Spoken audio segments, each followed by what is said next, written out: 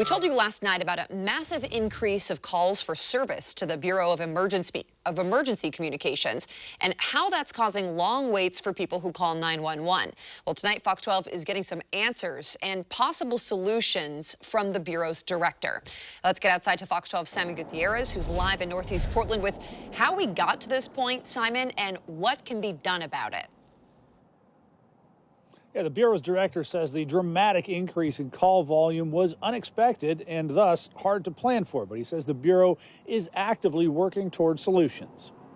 The dispatch, how are you, sir? At the Bureau of Emergency Communications, the phones are ringing off the hook. We have seen an extraordinary increase in 911 call volume. BOEC Director Bob Causey says people who call 911 are finding themselves having to wait to talk to someone.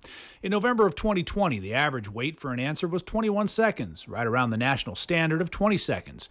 But in May of 2021, that time went up to 42 seconds, and in July of this year increased again to 56 seconds. This is completely unacceptable. I want to be able to provide service. I'm a member of this community. I live in Multnomah County, and my family lives in this community. Causey says call volume has increased by more than 21% from July of 2020 to July of this year. On top of that, more than a dozen people on the operations floor at BOEC retired, took leaves of absence, were promoted, or resigned in the last 6 months. Looking back over the course of the history in the past year, it's really difficult to say what we would have done differently or what could have been done differently. But Causey says solutions are in the works. He'd like to see the city's 311 program take on non-emergency and administrative calls, which account for just under half of BOEC's call volume. The Bureau is also looking to add an app-based web platform that uses artificial intelligence to triage and route requests for service.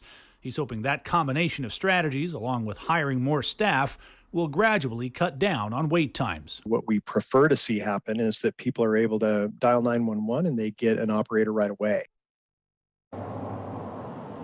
Causey says some technology-based solutions could be in place as early as November. He says staffing up, though, will take considerably longer, although there are some applicants in the pipeline.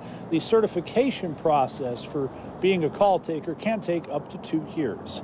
Reporting live in Northeast Portland, Simon Gutierrez, Fox 12 Oregon.